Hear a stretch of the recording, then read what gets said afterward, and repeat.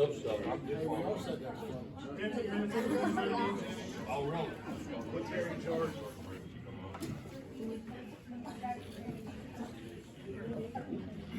Anybody need something right with? All right. Well, thank everybody for coming out tonight. You can tell Pastor John by his announcements he was a car salesman, right? There's a lot of people come out to hear me, and I hope I don't disappoint. But yeah, he can sell anything, I guess. So we'll get started. I'm going to ask him to open us in prayer, and then we'll get started. Father, we thank you for this day. Lord, we thank you for this opportunity we have to come together. Lord, we thank you for Brother Brandon. Lord, the wisdom you have given him and his willingness, Lord, to share it with us. Father, Lord, I pray that you will bless. Lord, during this class, Lord, I pray that we will listen, that we will learn, and that we'll apply the principles that are presented to us. I pray that you bless us now and be with us, and we'll thank you in Jesus' name. Amen. He made me a little nervous when he put the slide out. He had asked me a couple months ago, will you teach a personal finance class? I said, oh yeah, that's fine. I do some of that at work. And then he put the stewardship educator, and I said, hey, that's a little different. That's a little more all-inclusive subject than you asked me to teach. And I said, but it sounded very official. So let's get started. When I start looking at this, though, stewardship it's a big deal.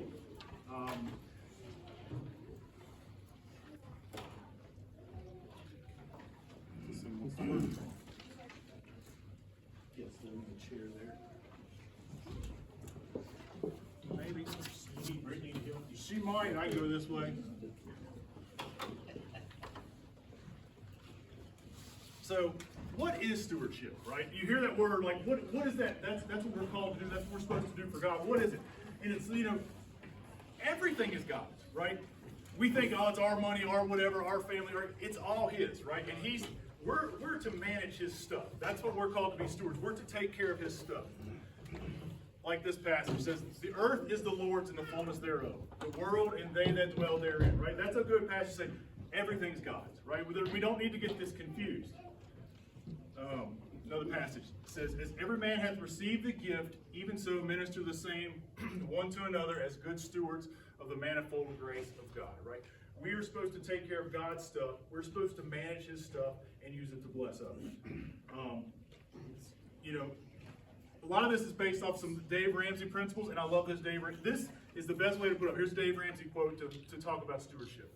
It says, stewardship is managing God's blessings God's way for God's glory. That's what it is. That's what He's calling us to do, to take care of His stuff. We're in charge of it. And when you start thinking about that, it changes our perspective, right? Because you start thinking, I'm just watching God's kids, right? They're His kids that He entrusted to me. It changes how you live with your spouse, how you live your life, right? He entrusted me to take care of her, and her to take care of me. And, that's a big responsibility. So about tonight, just a little bit, a lot of this is based off of Dave Ramsey's book, The Total Money Makeover. And so, depending on where you are and what your needs are, I would suggest reading it. Second point here, I don't agree with 100% of what he says, and that's okay. There's things I differ on, but I'm probably 95% in agreement. So I'm not going to knock him too much, right? And the third point here, I think, it's the most important because it's not just finance, right? In his book, he talks about how personal finance is 80% behavior and 20% knowledge, right? But I think you can apply that to any aspect of our life, right? You look at your Christian walk, right?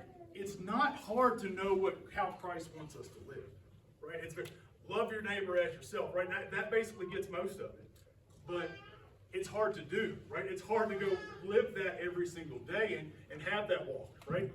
We'll talk about some other examples of how that applies to our lives. And so, looking at some of Dave Ramsey's principles in the book, it's really tailored to people who are struggling or wanting to really get ahead. They're behind on their bills, they have a lot of debt, different things. And so, if that's the situation you're in, I think you should read his book. I think you should follow it to the T because it is laid out to get you out of all those problems you're experiencing and the shortfalls you're having. If you're saying that's not really me, I'm doing okay, I just want to do better, it's still the same thought process, same ideas. You just might be able to skip a few steps ahead.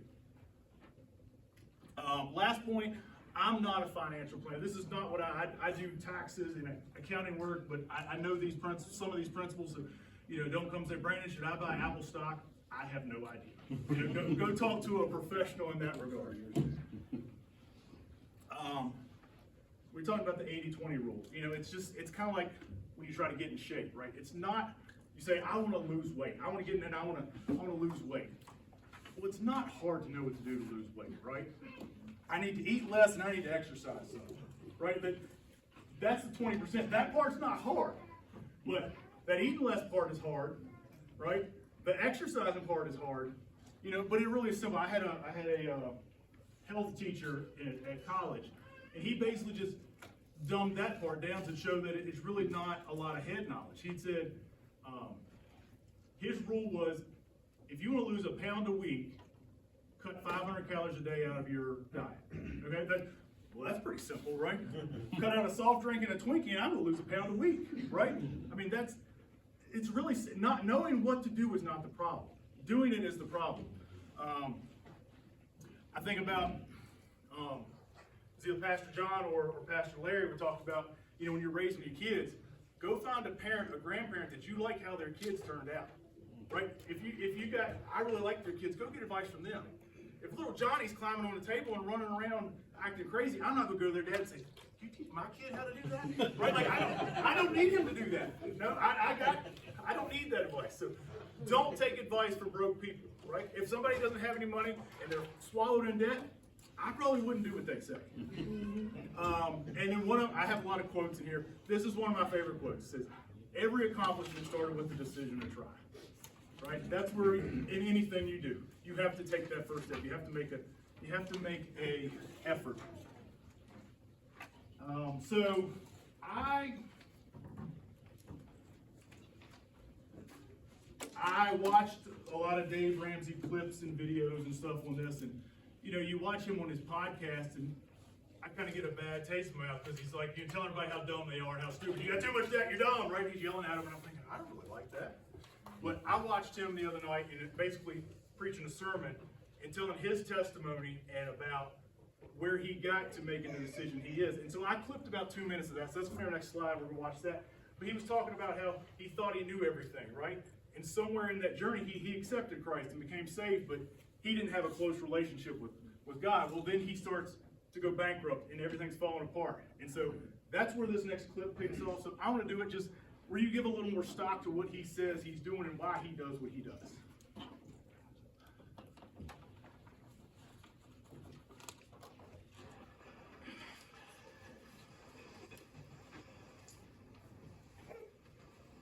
Finally, after standing in the shower, it was so hot in my face I could hardly stand. I was just standing there and crying because I was so scared I couldn't breathe.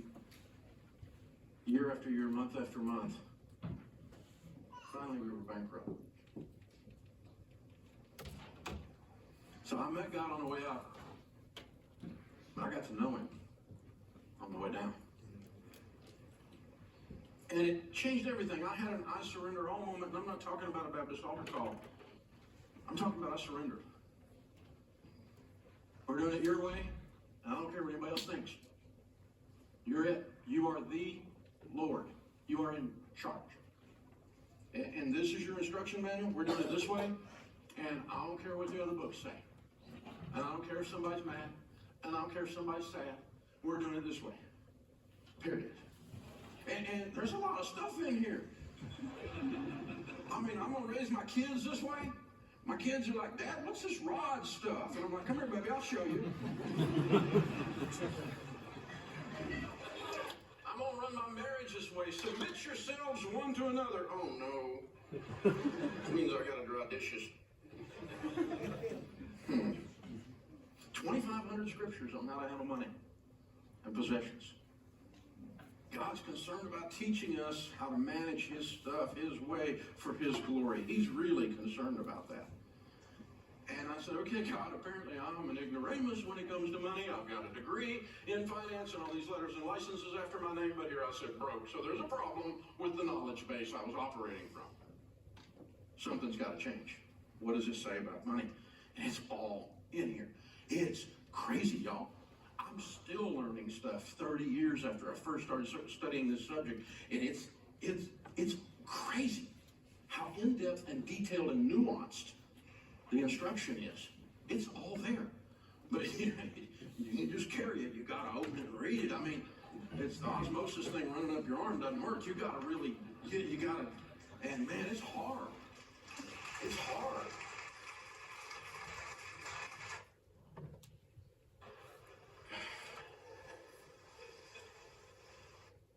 So that's a little bit of his testimony, his background, how he got to where he is, why he does what he does.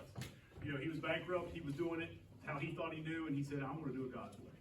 And so a lot of things he talks about, I'm going to talk in this first slide, is things that really trip people up, right? The things that get you behind, the things you spend your money on that maybe you shouldn't, the things that kind of they trap you in.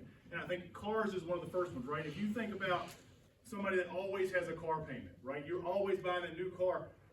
What does that, and we'll talk about investing here in a little while, but that, you know, an average new car payment now, it's $700 to $1,000, right? What does that $700 every month for 72 months add up to? And then you start it over once that one's paid off, right? You start adding those dollars up, and you could do, I don't know how much with your money, and we'll talk about that in a little while, right? Leasing cars. If you ever think about it, it's not a good idea, right? And you'll look, and I have clients ask me all the time, you think I should lease this? And they'll send it to me, and my first answer is normally, why are you wasting my time? Right? Like, but you know, they'll look on the surface and it's like, well, you know what? Sometimes this math looks okay. It's a little cheaper than buying. And then you start getting there, and it's like, well, I can only drive 5,000 miles a year, and then it's how many dollars a mile, and it is a trap, right? So avoid leasing cars. The other thing they do, like special incentives, like your Lowe's credit card, you go to buy a couch, and they'll say, well, you don't have any interest. We'll finance for you for 5 years. They don't want your couch back if you can't pay it, right? They just want you to be trapped and pay that interest rate. So as soon as you miss a payment, you're paying 20%. Like, they just want you trapped under their system, right? It's not, they have no desire to come get the couch that's 3 years old back. Credit cards. This is where I was reading this book, and I was like, I just disagree with credit cards, because I look at my credit card and I spend it every month and I pay it every month. And I said, there's no harm in that. I'm getting some rewards. I'm not getting rich on rewards, right? But it's not costing me anything. And I started listening to him a little bit. And he was talking about, you know, if you go to purely cash, you're going to be less likely to spend something, right? If you don't have cash in your wallet, you're not going to buy anything you want, right? If you can't immediately have that, you're going to be less likely to spend. You know, now maybe you need something and you're going to make sure you carry cash, but you know, you're only going to get what you need in a pure cash thing. So I agree with that a little bit, but then I also listen to statistics of, anybody want to guess what percentage of people don't pay off their credit cards every month? You want to take a crack at it? 78%. 78%. See, you're following along the slide. Like, I was like, there's no way, right? There's no way. And then, no, that's right. So 78%. So if you say, I'm diligent, I can do it. Well, 78% of you aren't going to do it. So, so if you think that, and you know, maybe you need to think about having just purely cash or a debit card that you are only spending the money you have. You're not going into any kind of I owe anybody, right? Don't start down the slope where I can't pay for something. But like we talked about, that's head knowledge stuff, right? That's the 20%, right? The hard part is saying, I have a problem. I'm spending too much money. I'm not being diligent enough with what I'm spending my money on. I'm getting trapped into these things. I'm buying a new car every 3 years. I'm doing whatever is causing your problem. Starting to say you have a problem. Like we talked about before. Knowing what to do is not the problem. It's doing it. And the last point is, most people won't decide, and this is not just finance. They won't decide to make a change in their life till the pain of changing outweighs the pain of the change. Right? It's, you know, I can keep saying I'm getting through, I'm getting by, until I realize that getting by is much worse than what I've got to do to change. Last point, and we'll talk about this near the end a little bit, right? Like, we're not talking about money where you just say, I have money and I have everything I need and I'm happy and I'm peaceful and I don't have to worry about anything. That's not the goal of money. The goal of money is where you have some security, where you can bless other people. It's not going to change your happiness, right?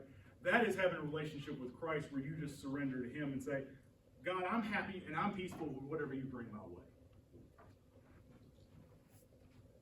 So I have sort of taken this flow. In his book, he has his 7 steps to do everything. I'll tell you where I kind of disagree, but I'm mostly in agreement. But I have followed this flow of his steps. That way we are following how he says to go. And you know, sometimes you have to do crazy stuff. In one of his clips, he said, you need to sell so much stuff the kids think they're next, right? Like, you have to do some things that are uncomfortable, right? You have to make some serious changes. So you have that in your slide, but you can see the steps we're going to kind of talk about. All the boring stuff. This is like accounting stuff. And I'm an accountant and I get bored by budgeting, right? I just don't. But budgeting is important, right? Because if you don't write it down, it didn't happen, right? You're not tracking it, you're not watching it, so you're not being diligent. So you need to start with the budget, right? The principle of budgeting is plan your spending where you know where it's going. The biblical verse to talk about this is, for which, I talk about this all the time, right? For which of you intending to build a tower sitteth not down first and counteth the cost, whether they have sufficient to finish it, right? You're not going to start building something and say, well, you know, halfway and I just got halfway done building. It's good for nothing at that point. So you need to be watching how much money you have and what you're going to spend it on. Another quote, since I love quotes. A budget is telling your money where to go rather than wondering where it went. How many times do you get at the end of the month and you say, I'm out of money and I don't know where it happened? How did I only have $20 left? And it's like, well, that shouldn't be at the end of the month figured it out thing, right? We should be knowing that, hey, we're running short or we need to make changes. Also, the principle of budgeting is you account for every single dollar, right? You don't say, well, I got this fluff fund at the end. You know, I've done everything and there's $500 left. We'll just do whatever we want with it. No, you need to decide where that $500 is going to go before you can get there. And so, you know, I have printed out an example. There are a million different examples. I made a simple one in your handout of Excel for us to talk about. But here's what I've handed out. And so I have done this based off of kind of median Virginia income, median Virginia spending. So just to have an average, this is no way saying you should be hitting every single one of these tiers. You need to go through your specific, but this is based off the average cost of living in the state of Virginia. So then it's based off the average salary in Augusta County is somewhere between $50,000 and $60,000. So that's where it's $5,000 a month is if you're a single person. So you go through these percentages, you say, okay, I have accounted. Now, I did it high level. When you go through this, and we'll talk about different ways to budget. You would say, hey, I'm spending, $100 on my cell phone, $100 on my internet, whatever. You would go through the class and you'd say, here's where every single dollar of my money is going. Now, when you're talking about a budget, you're talking about spending, you got to look at what are wants and what are needs, right? Starbucks 3 days a week is a want, okay? That's not a need. And just because you ran out of coffee at home that morning is not a want. That is not a need that you need to stop at Starbucks because you ran out of coffee. That is not a need, right? A need is having enough food to eat, having a roof over your head, right? We can dwindle down what we spend our money on a lot more than we think. And I think it's a lot like we're talking about, getting in shape. We talk about losing weight and getting in shape. It's a whole lot more about what you're taking into your body, what you're consuming in it, than what is exercise, right? You can go work out for an hour and burn 400 calories maybe.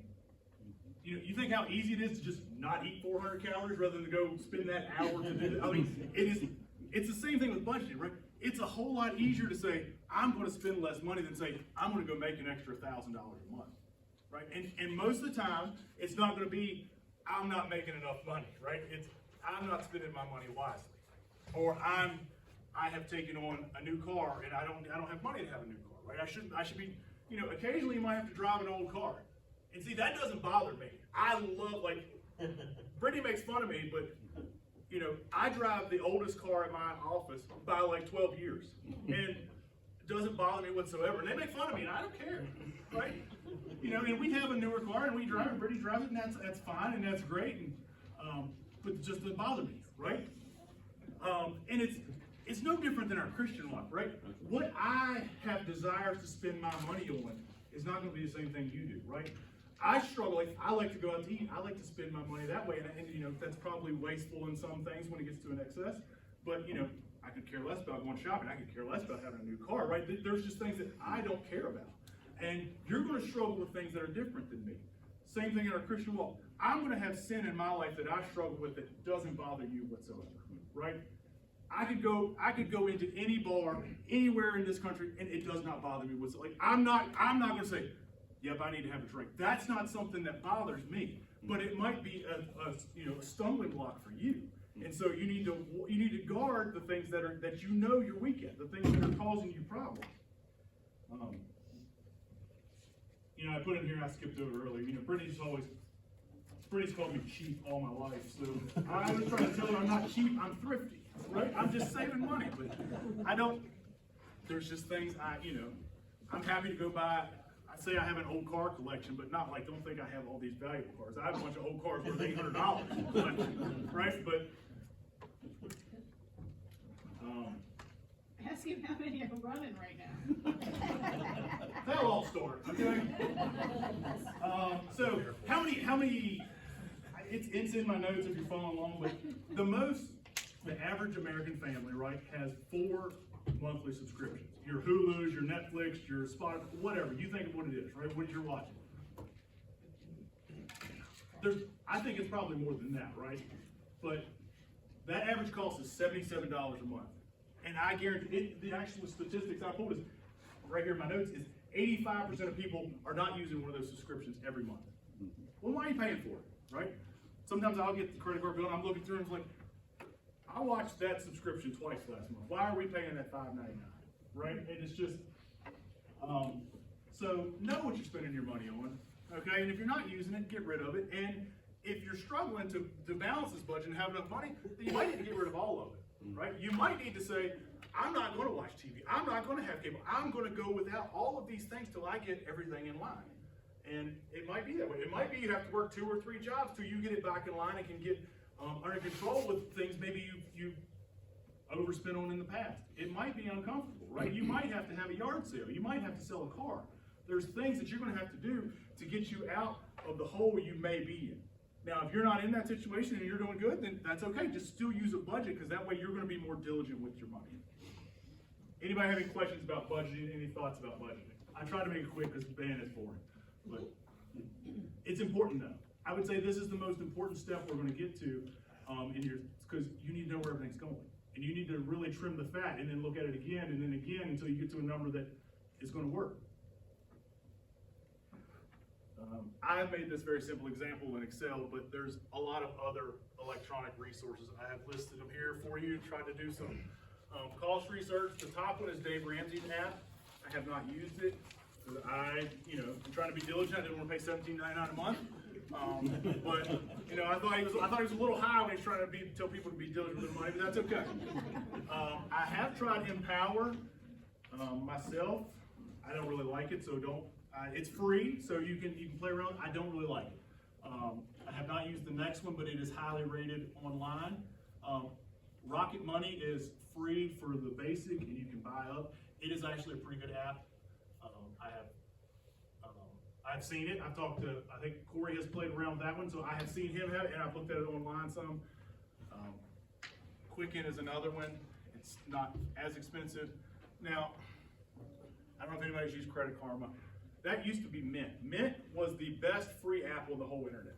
It was by QuickBooks, and it was wonderful. I used it for budgeting, for keeping track of my transactions, and then Credit Karma bought it, and I hear nothing but bad things. So it's still kind of the same technology, but just not as good. So I'm not going to fully endorse it because I haven't used it since that Credit Karma bought it. But it used to be a great budgeting, very easy, very automated. And so using these tools makes your budgeting easier because it links to your account. So it automates in and says, okay, Brandon went to Starbucks 4 times and it was $40, right? And it'll come in there automatically and say, you wasted your money on this every month, right? And so it helps with the process a little bit, but if you're using, if you want to go to the system where I'm using purely cash and I want to track it that way to be more diligent, then they're not going to work well for you because it's going to be just as manual as you doing it. Can I offer that if anybody wants, I use my own Excel spreadsheet, so I put what my budgeted item is, and then when I pay for it, it gets deducted, so it tells me how much money I have to make this month, so I'd be willing to. Yes, and there's a lot of, actually, Excel spreadsheet for anybody. and I've created a few. There's a few just automatic ones in Excel that you just list your transactions and it puts them everywhere. So if you're an Excel person, ask Amy. I can send you a couple examples as well, so to keep up with it there. If you're pen and paper, which, you know, if you're going cash and you're keeping track of that way, I think is a good way to do it as well. We'll have some resources for giveaways later as well for that. All right, so then, emergency fund. So first step in Dave's book is, let's talk about it, right? We're supposed to save for the future. We're supposed to save for our needs. And you know, there's treasure to be desired and oil in the dwelling of the wise. But a foolish man spendeth it up, right? You're supposed to take care of, you're supposed to be stewards of God's money. We're not supposed to waste it. So he says the very first thing you should do is save $1,000 quickly. That's do it, cut everything, you know, keep paying what you have to, but save it. Sell a car, yard sale, something to get to $1,000.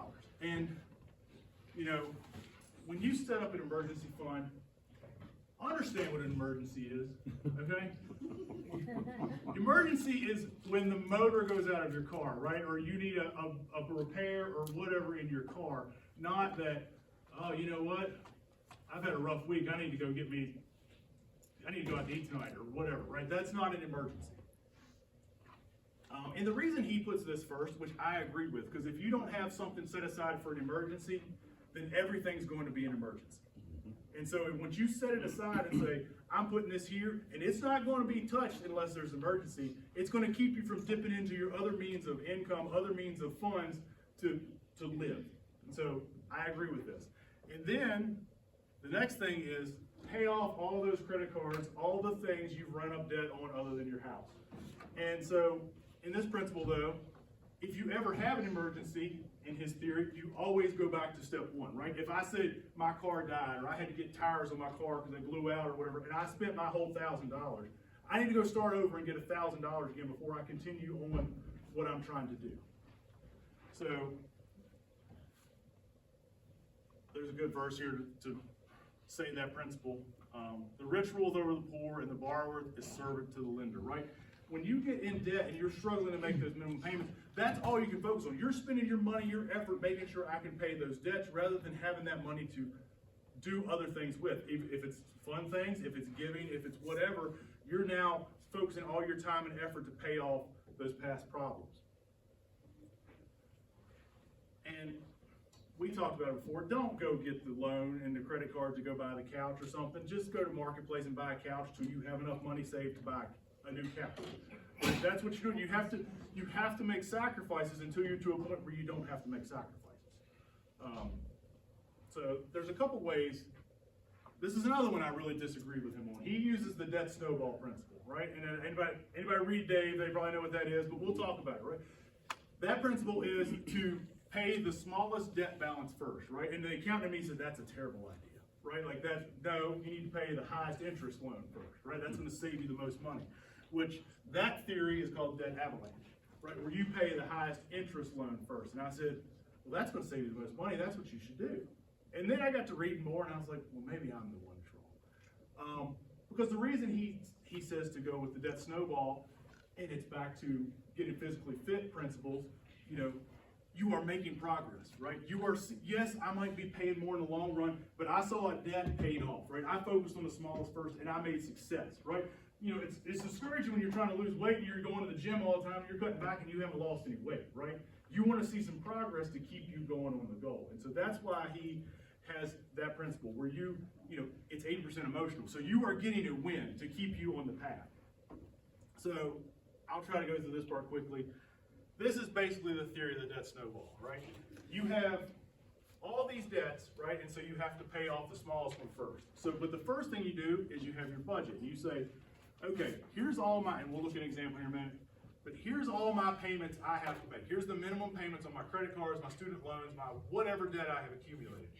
And I say, you know what, I think I can squeeze another $200 out of my budget to pay down those. Okay, so you say, okay, well, I have these minimum payments I have to make, and I'm gonna say, I'm gonna make $200 in the budget to get this happen. So you accumulate, we'll look here in a second, you'll accumulate what that total amount is, and you'll just keep going down. Pay the smallest off, pay the next smallest off, right? So let's look at real life, right? So here's an example. Here's the debts you have, right? You had credit card 1, 2, and 3. So I have to list these in the smallest order. So I'm gonna pay off the smallest one first. I'm gonna knock this $500 out. So I have to pay to stay in good graces as much as I can with these companies. I have to pay this much money a month, no matter what. But I've said, I'm squeezing another $200 out of the budget. So in total, I'm gonna pay $375 a month on all of these credit cards. So I'm gonna pay this, I'm gonna pay this, and I'm gonna add $200 to this. So I'm gonna pay $225 on this. Well, that's where you get the win, right? Because in a little over 2 months, you've paid that one off, right? And so rather than paying $25 a month forever, that one's off the books. And so then you keep going, right? You said, this one's gone, so I'm still gonna pay $375 a month, right? So I'm gonna pay this $100, and I'm gonna pay $275 on this one. And I'm gonna keep doing that until that one's gone. And then I'm gonna take the whole $375 that I put in my budget that I'm gonna pay on debt, and I'm gonna keep paying it until my student loans are gone. Now, any time in there, if you have extra money or whatever, by all means, change what you're paying, right? Pay as much as you can to get this gone as quickly as you can. And so this next one is more just for in your slides of how it works. That way you can read through and follow, but it's just the way I explained it, so we'll blow through this part.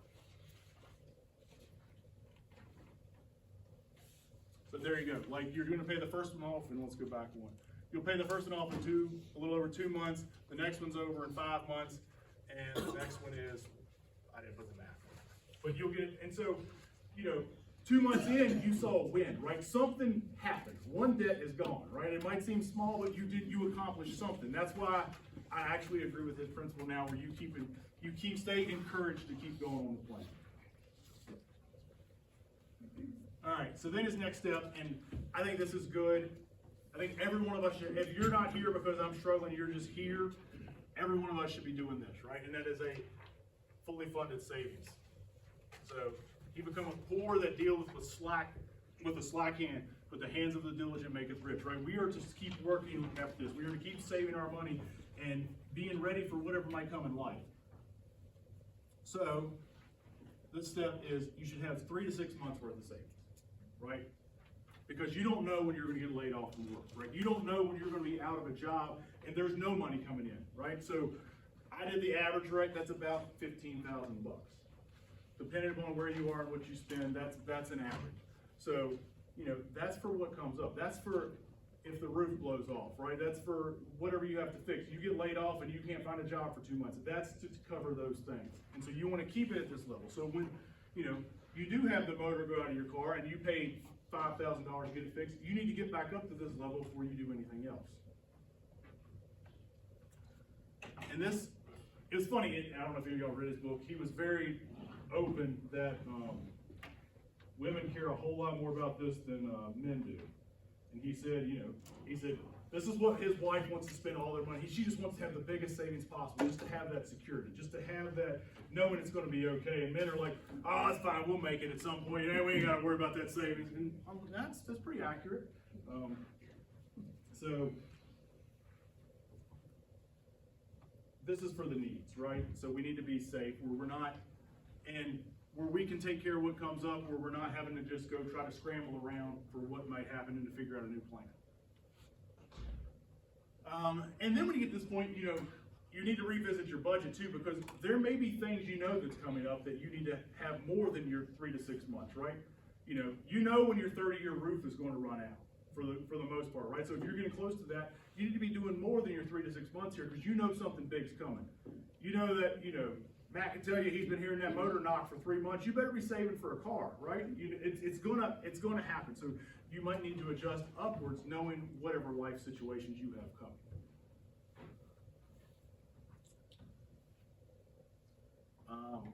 This is not money. We're going to talk about investing next, but this is not money you want to invest. This is an emergency, right? This is where you need to be able to access it quickly. So savings account, money market accounts are good places for this. And I don't actually like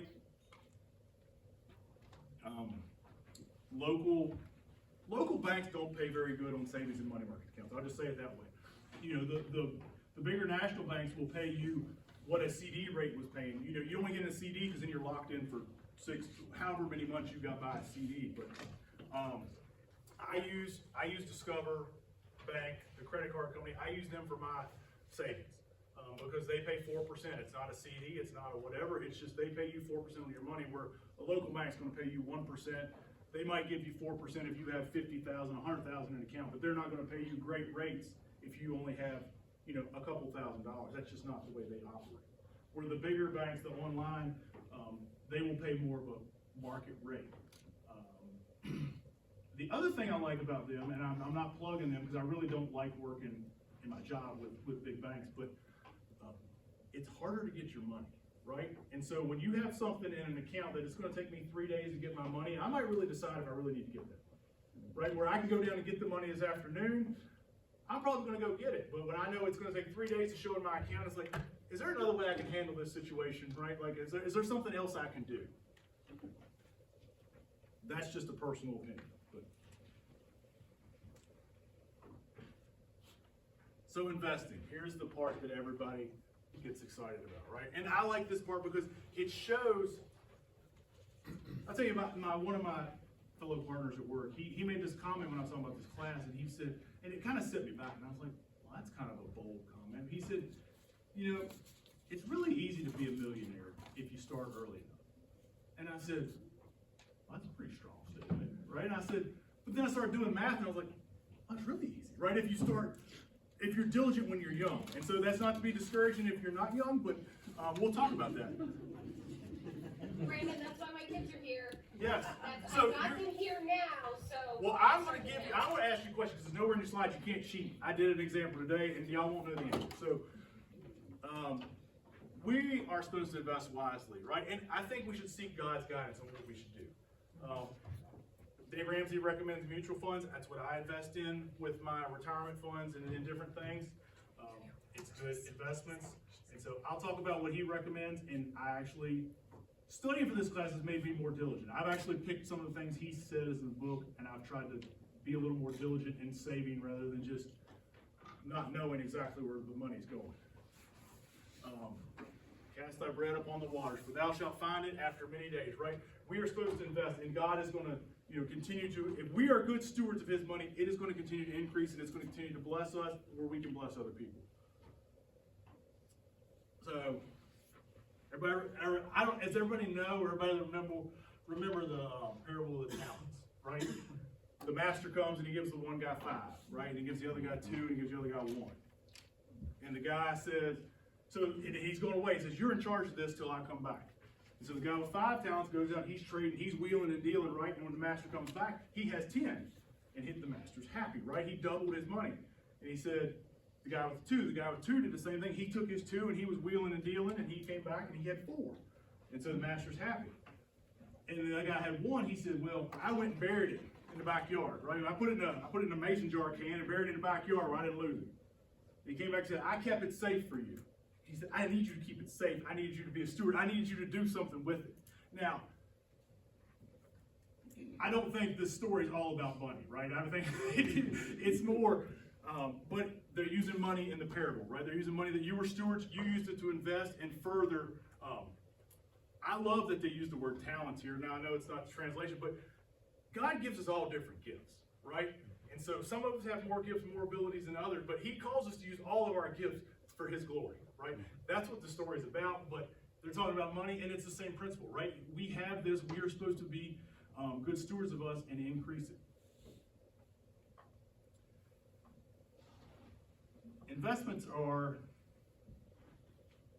get a professional, right? And I say that because, you need to make wise, sound decisions, right? There's reasons in life, and there's different stages in life where you need to invest differently. If you are closer to retirement, you don't want to be in risky investments. If you are Haley's age, you can have a little bit of risk because over time it will take care of itself and grow. But when you're ready to be close to retirement, you don't want to take the chance that money is going to go down, right? Your long haul outlook is not as much as you're going to need to start drawing on that money. Where you have 40 years before you're going to need this, if you're saving for retirement, right? That before you're going to need it. So you're looking for the long-term growth.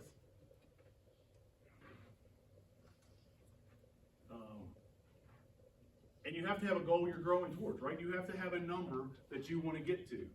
And maybe the number's open-ended, right? But it's a number that's way out past your expectation. So what he recommends, and this is what I've started doing, there's the S&P 500. I don't know if anybody knows what that is. I'll give you the brief, what I know it is. It's basically a conglomerate of the top 500 companies in America. Okay, you're talking your Apples, your Googles, your big corporations, right? And it's funds that own different percentages of those large corporations, right? And those are the companies that make all the money, right? So that's why it's a good investment, because you're investing in all these different 500 companies that make all kind of money.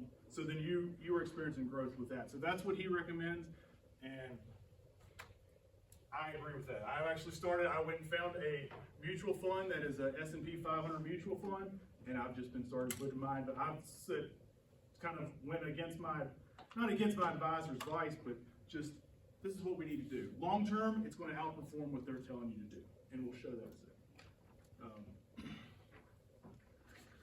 Don't go high risk investor. Like, if somebody says you're going to get rich quick, you're not, right? That's not going to happen. So understand that that's not the way investing works. You're in it for the long haul. It is slow, steady, gradual, long-term goal and plan. If you think I'm going to go invest $10,000 and in 6 months it's going to be $20,000, no, it's going to be zero.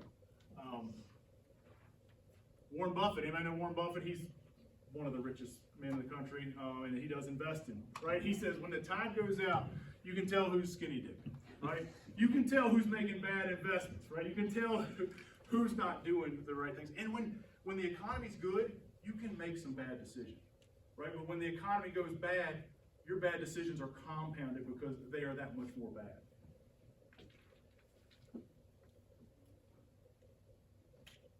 We're going to look next, and I was talking about starting early, right? And it's okay if you haven't started early. You just have to be a little more diligent. You have to be more, vigilant in how much you're putting away, how much you're saving. So, here we're talking about the S&P 500, right? This is what it is. This is the last since 1971. So, when you hear people say, you can't make 10, 11, 12% in the stock market, it's up 603% since 1971. So if you do that math, that's 11.4%. That's no crazy talk. That is just the graph, right? And so this is when I started my career doing accounting, and it was not a great time to start being an accountant at this point. But and we look at this. Greg was talking about this in Sunday school, right? Hopefully not this part, but our sanctification, our Christian life should look somewhere similar to this, right? We are constantly trying to be more like Christ, right? We are constantly improving. Now, we're going to have some bad times, right? We're going to fall short, and we're going to have some good times. We're on the mountaintop. But we should be striving towards becoming more like Christ in our walk. And so you use that graph as our illustration in class, Greg, and there it is. I backed you up. You were right. You might get some advice from Greg on the stock market.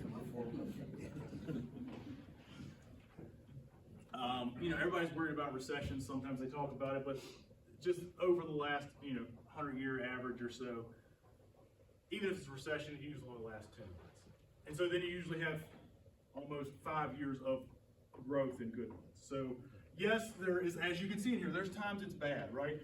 And really, this was the real estate market crash of 08, 09 time frame, and this was COVID, right? So other than those, it's still on a continual growth. Those are massive events.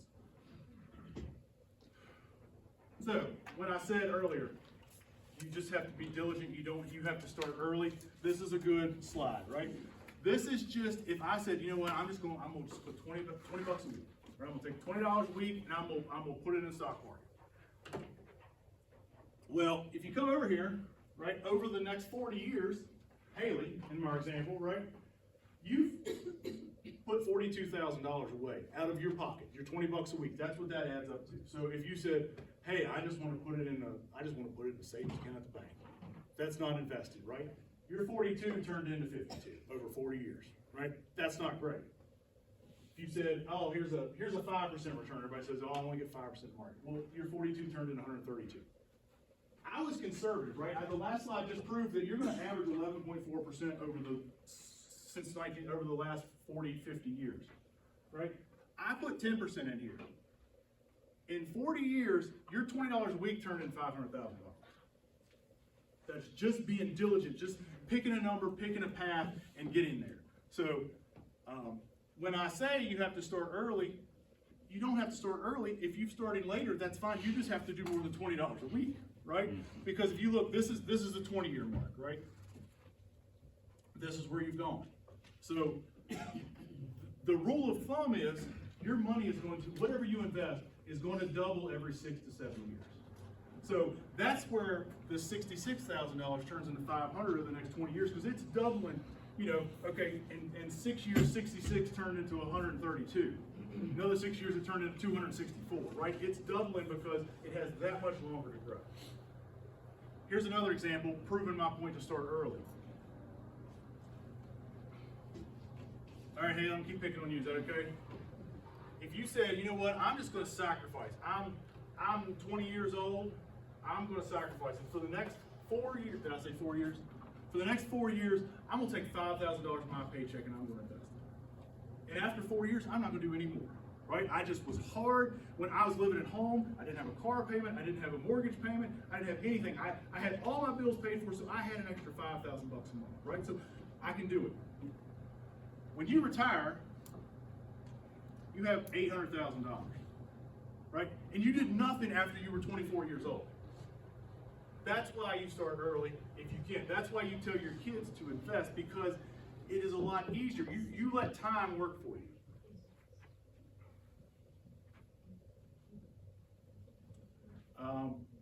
Here's some boring stuff, but we'll talk about it real quick. You have different type of retirement accounts at your job where you're investing. You know, most people know about a 401k. That's usually what your employer has for you to invest in. An individual retirement account is basically the same thing as a 401k. You're not under an employer. You're just investing the same way for yourself. Roth IRA, really know the difference of anything that says Roth versus anything else. Roth just means I invest and it grows tax-free. Okay? So if Haley in this example would have invested in a Roth, she has $789,000 that she's never going to pay tax on.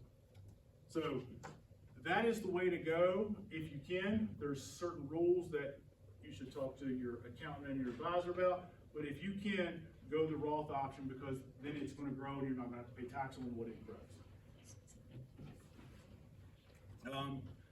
Know what your employer rules are. Like if you're at your job and it says, you know, we'll give you 3% of your pay if you do something. That's usually what the rule is, right? They'll give you 3 or 4% of your pay as a retirement contribution, and you have certain restrictions of what you have to do for them to give that money to you, right? It might be if you do 3%, they'll give you 3%. That's a common one. Or usually it's something like they'll give you 50% of what you do up to 3%. So to get their 3%, you would have to do 6% of your paycheck to retirement for them to give you the free 3%. So know what that rule is there. That way you can get that money that they're just going to give. Like if you contribute something, they're going to give you money. So it's free money, so you might as well do up to the number they're going to give you, if nothing else. You should do more, but you need to at least do the amount that they're going to give you for free. That way you get that money. And so we'll look at another example here in a second about what that typically looks like. Not to be doom and gloom, but I do my planning that Social Security is not going to be there, right? I know they've said that for years and years and years, but I guarantee by the time I retire, I'm going to have to be like 75, right, before I can take it, because it just keeps backing up and backing up. And so if you get it, that would be great, but I would say there's probably a good chance, but you know, I do my planning, assume maybe I don't, okay?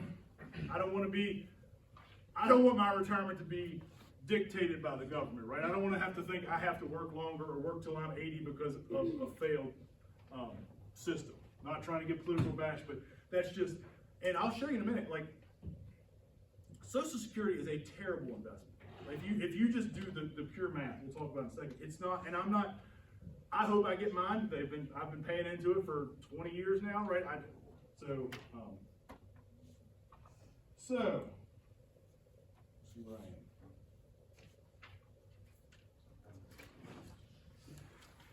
I thought maybe some people were maybe close to retirement, so I'll put this question on here because I get this question. I can't tell you how many times I get this question at work. When should I take my Social Security? Anybody have that question? Anybody have that in their mind that they're thinking about? I'm close to it. I might be there in 10 years. You know, should I take it at age 62? Should I wait and take it at age 70? And so the way they do it is you can take it early at age 62, and they cut what your benefits would be because you're taking it early. Or you can wait to your, what's called your full retirement age, which is about 67, and you get what you were scheduled to get, right? So they either decrease, and then they say, well, if you wait till you're 68, we'll take it up another 5%. You wait till you're 69, another 7%, right? You wait till you're 70, it's gonna go up 11%, right? Why hasn't it been going up like that all along, right? I'll tell you, the reason it's going up like that is because they're counting on you to die, right? I'm not, this is brutally honest. And so I get this question all the time, when should I start taking my Social Security? And I've done all this studies for people because they want me to look at all this detail. And I have finally come to the opinion, every time somebody asks me, I said, I tell you what, you tell me when you're gonna die and I will give you the exact right answer. Because it's just math, right? It's just, and you say, well, I don't know about that. I'll tell you, if you want to take it at 62 or 3, the early retirement age, if you live past your mid-70s, that was a bad decision financially. Okay, that the mid-70s is where you'll flip to. If I would have waited to 67, it was better off for me to wait. So think about that. You say, well, it's a huge check if I wait to take it when I'm 70, and it is. It goes up drastically, but you have to live past 85 for that decision to pan out. So people ask me, and I tell them those pure facts. And you think you're gonna live past 85? If you do, go for it, man. Wait, you know. If you don't, take it whenever, right? So my usual suggestion is, if your regular retirement age is 67, that's when I take it. But I always caution people. My great uncle worked at ASR, retired, and he died. And the next day, his first Social Security check came in the mail. So he worked for 40 years paying into Social Security and never got a dime. Yeah. So there's reasons to take it early, there's reasons not to, so there's no good answer, right? So when everybody says, oh, I got the perfect answer, they don't, because there's no good answer. You just do what you think's best and go with it. We talked about this earlier, right? This is a long-term plan. This is being diligent long-term. This was a quote in his book, and this hit me hard, right? Because this is not me, right? I've always looked at retirement like I'm trying to save for retirement where I can quit, right? That's the way you looked at it, right? But it's not. It's where you have money when you do quit, right? Where you don't have to, where you're taken care of, where you've prepared for when you're not having that income in. It's not just a way to quit. You know, sometimes you got to talk to yourself.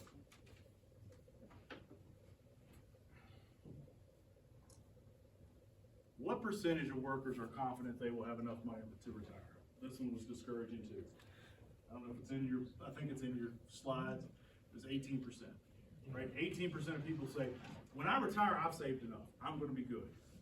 So that's why we need to be diligent, right? I don't think any of us want to work till we're 80, right? I want to work till I'm 80, but I don't want to be an accountant till I'm 80.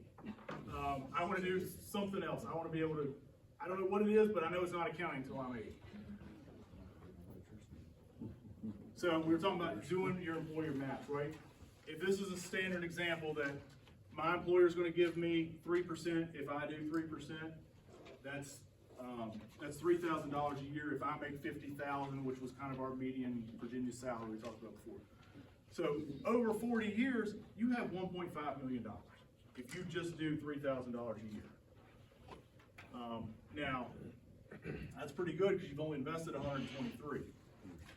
But if you say, hey, I'm starting with only 20 years to go, you need to be doing $6,000, $10,000, $15,000, right? You need to be doing a much higher percent of your salary to get to that goal you want. Dave's rule is once you're out of debt, you have your savings fund, you should be putting 15% of your salary into retirement. I think that is a good rule. But since there are so many young people in class, it is important to start early, right? I have a lovely woman that works beside me at work. She's just a good Christian woman, blessing. And when I was there my first year, she said, Brandon, you need to just be socking every dollar you can in retirement. And I was like, oh, Lisa, I don't know about that. And she said, no, you do it. She said, there's no reason not to. She said, you're living at home, you have no house payment, you have nothing. You should be putting as much of that she'll allow you to put in retirement.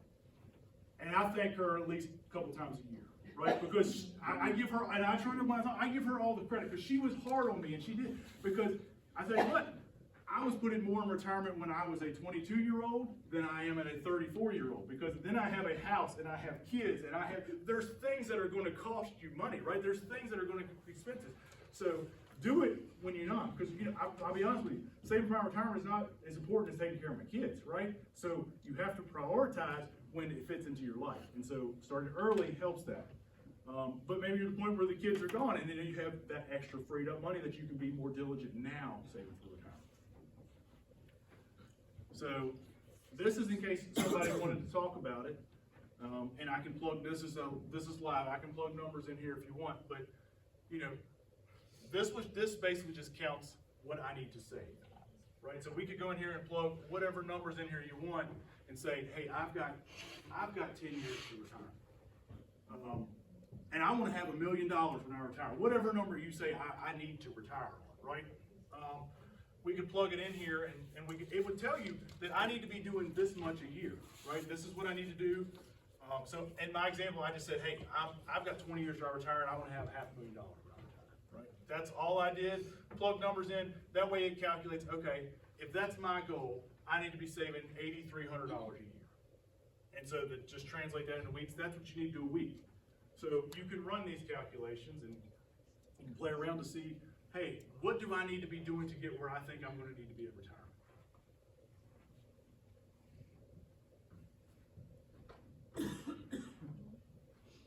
Anybody have life insurance? I didn't say this before. I'm not selling absolutely anything. I can't sell anything. I don't sell anything. I'm just giving advice, right? So I have no vested interest other than your all's well-being in any of this. So life insurance is basically taking out that if something happens to me, whoever I designate gets money because I'm no longer here to provide for them, right? And so it should be based off of what means you think someone would need, right? So when I looked at it, I said, okay, if I get hit by the bus, Brittany's going to have money for the kids. She's going to have to pay off the mortgage. She's going to have this, right, to come up with the number I think I need. But the answer to the question is, do I need it? Yes. Unless you're to the point where, you're retired and your house is paid off and the kids are gone. You don't need it then, right? There's nothing you need to be taken care of. If there's no debt on your house and there's no younger kids that need support if something happens to you, you're to the point where you don't need it. And that's the goal, right? You don't need this for your entire life. There's going to be two types of life insurance. There's whole life insurance, which will cover you for your whole life. I'm going to tell you it's a terrible investment. It's small return. It just increases as you go up. You don't get the return for your money. What I like, and this was what I do, so I'm not telling you anything I wouldn't do, is term life insurance, which basically it's a much smaller amount of money you have to pay a year or a month, and it just covers you for a period of time. And it's usually 20 years. So you go out and say, okay, I'm going to pay X number of dollars a year we'll look at the prices for $500,000, right? If I die, my family's going to get $500,000. And so for 20 years, as long as I pay that $200, $300 a year, that's what's going to happen. Because when you're 30 years old, the chances are you're not going to die by the time you're 50. So they insure you based off of what the likelihood is. Basically, you're going to die in that 20-year time period. And you'll see that I put prices up here for you. Right? The earlier you get it, the cheaper it is, because they don't expect that you're going to pass away in that 20-year period. But you think, what cheaper insurance could you have to say that, hey, for $20 a month and someone in my age group, I can have $500,000 if I get hit by a bus, right? Why would I not pay that $200 and some dollars a year, right? Mine is about $200 a year it's for $500,000 worth of coverage, right? So it's like, why would I not pay that, right? I can afford that. That way they're taken care of if something happens to me. But it's in your slides. This is kind of your average price if you're at whatever age in life trying to get life insurance.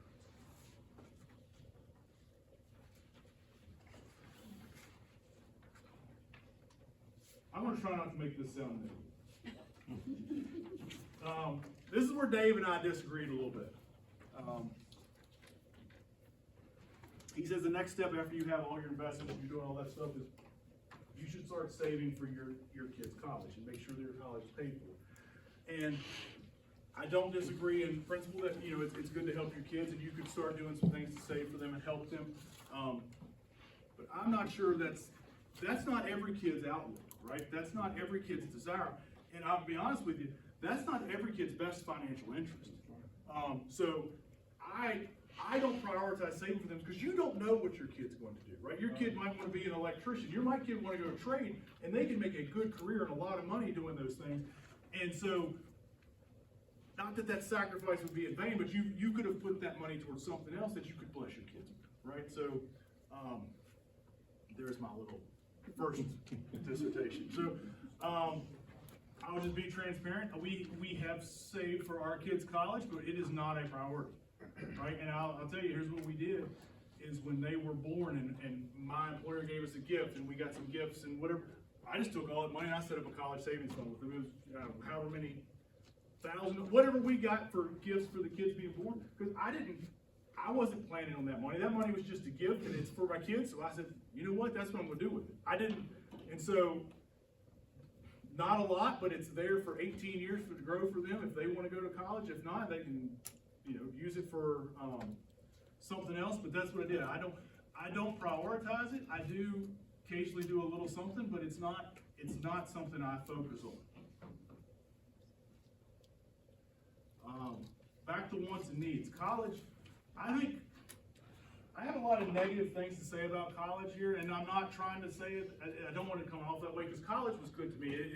I went and got a good career, but it's not for everybody. It's not something, it's a luxury to do to then further your career, right? It's an investment, it's not an experience. There's scholarships, if you don't have saved for college, there's all kinds of ways. If you spend the effort and time to do scholarships, interviews, different things, people will give you money. I forget how many tens of thousands of scholarships there are just in the state, right? It's unreal. So there's ways to get money if you haven't saved for it. You can work as you go. I like, you know, community college is a cheap option. My lovely profession made a rule as I was in college that you had to have 150 credit hours to be a CPA. And I was like, well, that was a convenient time to make that rule up. So I graduated and I didn't have 150 hours. You graduate with 120 hours in an undergraduate degree. They didn't say you had to have a master's degree, they just said you have to have 150 hours. So I was like, well, this is kind of wasteful. So I went to community college and I took child health and nutrition and World War II history, and because I was like, I'm not wasting my money on something I don't need, right? I did the absolute bare bones cheapest route, because I was like, you know, they said I should have got a master's degree. They should have put that in the rule, because I'm not going to get a master's degree. And so, it is a good option. There's also good, you know, like Pensacola, if you go there for 3 years, the fourth year, correct me if I'm wrong, Pat, the fourth year is free, right? So there's ways to get college paid for. And like I said, college is an investment, right? If you're going to college for the experience, you shouldn't be going to college, right? Use your degree, all right? Anybody see my meme here, right? This guy's snorkeling in the desert, right? And I say this not to be mean, but I have one of my best friends, right? We grew up together, we went to Bridgewater College together, right? He has the exact same business degree that I do, right? Mine has a little concentration in accounting, I think his was in management or something, but we have 75% of our education is exactly the same. And he has worked in a machine shop, in a factory, and I'm not demeaning those jobs, but that is fine, and he's done well. But he had no reason to go to college, right? It's an investment to do that, and so, I love him to death, but it's like, man, and I had a lot of negative things. College is a great thing, but I didn't want to put up, I was going to do a calculation just to prove this for like somebody that wanted to go to trade school of, okay, if I worked 4 more years as an electrician or whatever, and I made that money for 4 years versus the outflow of money I spent for 4 years, it would discourage you. So I didn't do it, right? So, but it's something you need to consider, because you need to look and see, how long does it take to get my investment in college back, right? How much more do I have to make a year for my college to have been worth it?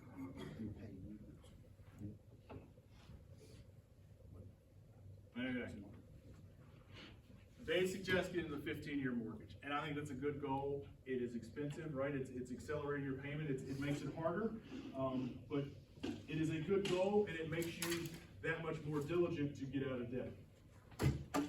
Brendan, would you recommend doing a 30-year mortgage but pay the 15-year payment that way? 'Cause Same isn't it thought. something like $100 extra every month paid off in 17 years, or? Yeah, the only negative thing I'd say, Amy, was kind of like we talked about with credit cards, right? Well, I'm gonna pay it off every month. Well, if it's not required that I have to pay it off, it's up to me to be diligent, and me is going to fail, right? So that's his claim to be 15 years. If you have a 30-year mortgage and you have a good interest rate, you should not go refinance a 15. You should just do what Amy's saying and try to diligently pay it down quicker, because interest rates in the last 3 years have exploded, right? So, but a 15-year, here's the math here in a second. If you bought a house, right, $250,000, I use 6% interest rate. I don't know that you're gonna get that right now, but it's kind of an average. So if you do, to Amy's point, right, I've gotta pay another $550 a month doing a 15-year mortgage. But over the life of that 15 versus that 30-year mortgage, I saved $144,000 of money I paid to the bank. So yes, that 500 and some bucks hurts a month, but in the long run, that's what you're gonna save, right? You've paid this much in total for your $250,000 house in a 15-year scenario. You've paid over double what your house costs in a 30-year scenario. But it's hard, right? It's hard to squeeze an extra 500 bucks a month out of the house, right? Out of the budget to pay for the house. And so what that means is you have to find a cheaper house, right?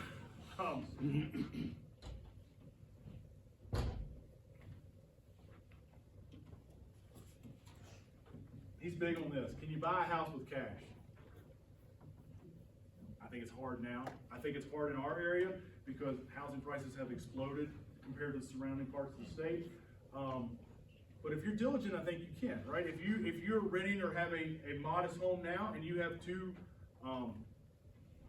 fairly high earning spouses, I think you can live off of one spouse's salary and save the others for 4, 5, 6, 7 years. And if you do that, you have enough money to buy a house. Now, that's a rough 4, 5, 6, 7 years, but it can be done. And so you have to accept your situation and your living conditions for a period of time that's probably uncomfortable, but it can be done. Here's the rule of thumb. If you're saying, well, how much do I pay for my mortgage? What should it be compared to what I make? That's the rule of thumb, right? It should be more than 25% of what your net check is that you bring home a month.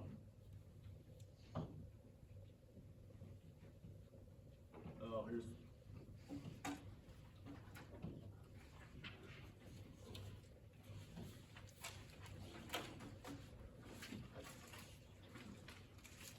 there's Pastor John and Randy over there talking about what songs to sing.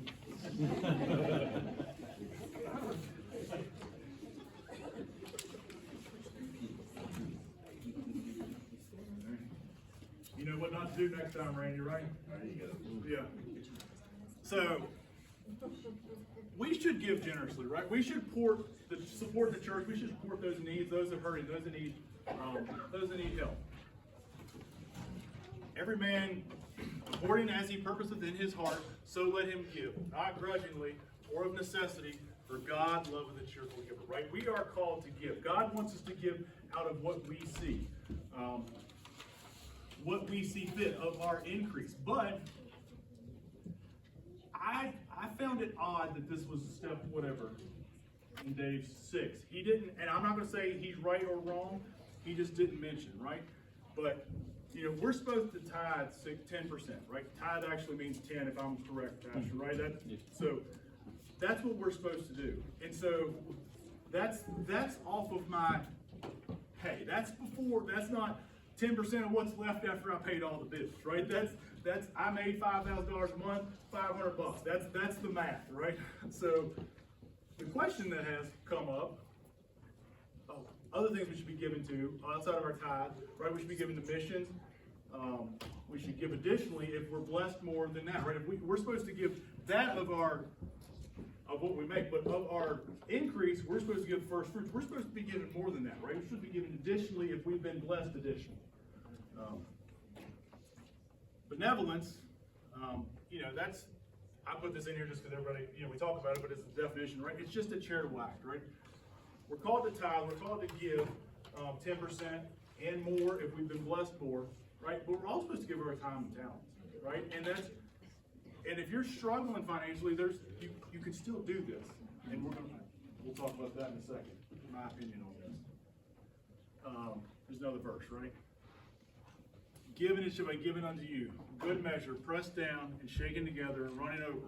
Shall men give unto you into your bosom, for with the same measure that ye meet withal, it shall be measured to you again, right? So I put this question on here. Should you tithe when you don't have the money to tithe, right? When things are tight and you can't make the bills? Absolutely. Amy and I agree. Now, I'm not saying if you don't have it, and if you say, I just can't find it in the budget and I don't do it, am I saying that God's going to come down and he's going to just start, trying you and press? I don't think so. That's not the way. But I talked about this in our Sunday school class the other week, right? God doesn't need your money, right? He does. It's all his anyway. So, he doesn't need your money. So if you don't give your 10%, it's not going to affect him, right? But he does need your obedience, right? He does need your sacrifice. And so what more sacrifice is if I'm struggling and I can't do it, but I'm trying to stay in God's will, I'm sorry, I can't believe that's going to hurt you, right? Living in the will of God is the place to be. Brandon, can I give a little testimony to this? I've got a story too, but you go ahead. Jason and I started out completely and totally broke, 3 kids pregnant, when Jason was saved, which is 10 years ago in March. We started doing this, and the more we started giving, the more honest to goodness miracles that started showing up. The day that Jason and I became members of this church, we went out to celebrate to Red Lobster. It cost us like $50 for our meal, and we felt the Lord lay it on our hearts that we needed to tip big. And so we kind of sat there because we were scrounging to go to Red Lobster, and we were trying to figure out what tipping big was. And I know what I felt the Lord saying to me and what Jason was feeling, but then we were like, is $50 big? And we're like, yep, that's big. That's what our bill is. Yeah. We did it, but then we got outside and we felt like we didn't obey. We scrounged up all the cash we had, which ended up being $60, and I went back in and I gave it to the waitress, and I told her this is from God. Came back out and left. She sent me a Facebook message that said that morning she had prayed that God would give her the $110 for the bill that was due that day, and that we had answered prayer. And every time that has happened to us, it has come back a millionfold to us. Yeah, I was going to say, so it'd be really ironic if the person I'm here to tell about is the waitress you're talking about. But I had Lisa, I was talking about, my coworker. I had her proofread my slides, her and Brittany, they could proofread, criticize, whatever you're going to call it. It's refined now, so it's fine. She was talking about this, and she said, she didn't tell me the lady's name. She goes to church with her, right? She did Protecting the Innocent, right? I don't know this lady anyway. She said, yeah, she ran to go to church with this lady. And she said she's a single mom. This is a couple years ago. She's a single mom, struggling, a couple kids at home. And she says she's in church, and she says she opens her wallet. She's $20 is all that is all she has her name to get through the week. And she says, okay, God, right? Like, go ahead, right? Put the $20 in the plate. Went home with no money. She's a waitress, goes to work next week, just makes killer tips, more than she's ever made, because she just said, here's my sacrifice, right? So I think God will bless you if you live in his will. Amen. Not prosperity, not saying, oh, you give God, he's going to give you millions of dollars. No, but he's going to bless you. And it might not be in the way we think. It might not all be in this life, right? But we're going to be a blessing to someone else, and that's add to our kingdom. That's my preaching tonight. Yeah, Aaron, you go grab an offering plate. Okay, this is more emotional, right? But being content, right? One, it's a commandment, right? But, yes, we're trying to increase. We're trying to gain wealth. We're trying to do things, and we're trying to honor God with it, right? But that doesn't mean we have to say, I need it all, right? It's just being happy with where you are with what you have as you're striving towards more, right? As you're striving to build wealth, as you're striving to save, right? But godliness with contentment is great gain, right? I'm trying to live in the will of God. I'm trying to be his good steward, and I'm doing the best I can, but I'm still content with what I have. I don't have to have more, right? And everybody says money is the root of all evil, and the pursuit of money is the root of all evil. Money is just a way to transact and to live. Money is just a means of interacting. But when you start saying everything I think about, when I elevate it to my thoughts, my concerns, my life, that's when money is evil, right? It's the pursuit of money and what you change, how it changes in your life, right? So avoid covetousness. Do not worry about keeping up with the Joneses, right? Like, just because the neighbor got a new car doesn't mean you need a new car, right? Because that neighbor probably has huge debt on the new car and huge debt on the new house, right? Don't worry about what everybody else is doing. Worry about your household and what you need, what's best for your family.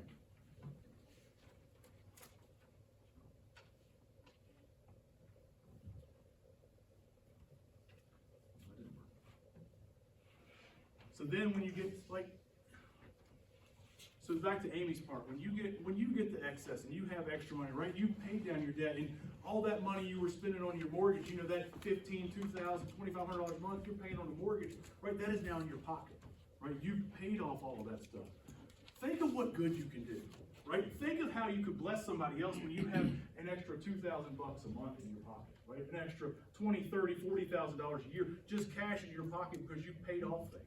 Right? You can be a blessing to someone, right? And God calls us to, right? When we have the extra, when we have the increase, we're supposed to give them. We're supposed to use it to honor God, right? To further his kingdom.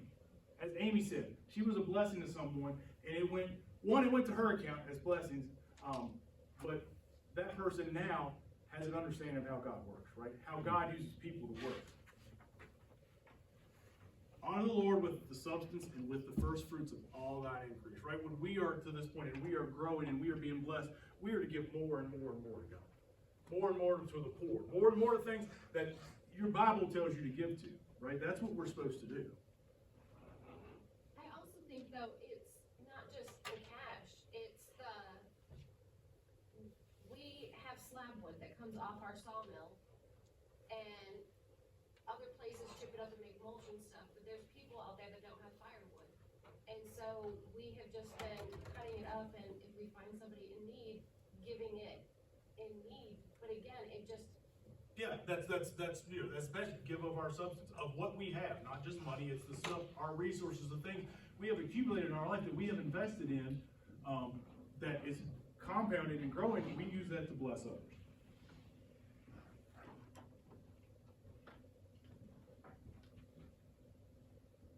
You know, and it might get to the point where it's only, you know, if you've saved and you have extra money and God's blessed you and you've been diligent with it, and you have an extra $100, that might not be much to you. But to somebody that's hurting, somebody that's suffering, somebody that's struggling, that will make their day. That will make their year, right? And so you get to be the hands and feet of Christ to help that person. Another quote, right? This is talking about the love of money, the pursuit of, right? There are men who gain from their wealth only the fear of losing it. It's not to accumulate all this stuff and keep focusing, I have all this stuff and I have to protect it. Right now, I've accumulated all this stuff and I'm going to have fun with it. I'm going to bless people with it, right? It's not that it could go away. It's all God's. He could take it in a moment, right? And last, but definitely not least, the most important, right? We got to pray about this. It says, ask and it shall be given you. Seek and ye shall find. Knock and it shall be opened unto you. For everyone that asketh receiveth, and he that seeketh findeth, and to him that knocketh it shall be opened. Right? That's the question here. How often do we not take it to God? Right? How often do we say, God, I don't want to get you involved. This is too little. This is just my finances. I don't need, or do we say the opposite? Do we say, God, I've got cancer and I know that, it's too big for you. My problem is either too big or too small for God. No. We're supposed to cast all of our care on Him, right? Big, small, medium, whatever is in our life that we need help with, we're supposed to take it to the Lord. We're supposed to ask Him for help. Greg says it so often in our class, right? We leave a lot of power on the table by not going to the Lord in prayer. you know, I don't know if y'all remember how this passage continues. Basically goes on the passage, this verse right here, it goes on to talk about how, you know, me as a father, if my son comes to me and says, I want some bread, I'm not going to give him a stone, right? And then it says, egg, and I'm not going to give him a serpent, right? No, sorry, egg, scorpion, and something, and I give him a serpent. You're supposed to quote me on that. Right? Hold on, fish. I wrote it in my notes. I should have all the notes right. My son's not going to come to me and say, I want a fish, and I'm going to hand him a snake, right? I know how to give my kids gifts, right? I know how to meet their needs. Then he goes and says, how much more does God know how to meet ours, right? You know, and it's more, there's spiritual needs in that passage as well, but if we know how to take care of our kids physically and what they need, he's going to bless us so much. So, pray. Take it to the Lord. Tell him, say, God, I'm struggling with this. I don't know where this bill's coming from. I'm struggling. I need knowledge to know how to do this. I need more money. I need a blessing. I need whatever. And say, I need help, Lord. I'm trying to follow your will. I'm trying to be in it. I need you to show me. Show me what to do. Show me how to lead my family. And he'll bless you. So. Is that a Britney slide? No, that was all me. So yeah, I don't know. I mean, you ask questions throughout, but if anybody have anything they want to ask, any thoughts, any questions to follow up on, expand upon more, I'm happy to try my best to answer. Yes, sir, Mike? To the discover where you put that money back for later on, and it had 4%. Is that tiered, like if you have X amount in there? No, that's why I like it, because it's not. It is. I mean, you can have $400 and they're going to pay you 4%. That's why I like those, because it's not tiered. If you go to a local bank, it's going to be, you know, they might give you 2% if you have 20,000, and once you get to 50,000, they'll give you 4 or 5. It's just straight flat. Capital One has kind of a similar. Yes. Second question, you said you put money back for the kids. Yes. Where do you put it? Because Okay. I think a savings, I don't think a savings account is the place to do that. Yeah, no, there's things called, and you have to go to a financial advisor for this, there's things called Virginia 529, okay? Can you hear it? It's called a Virginia 529, those numbers. And so basically what that does is they just invested in the stock market, okay? And then as that money, whatever that money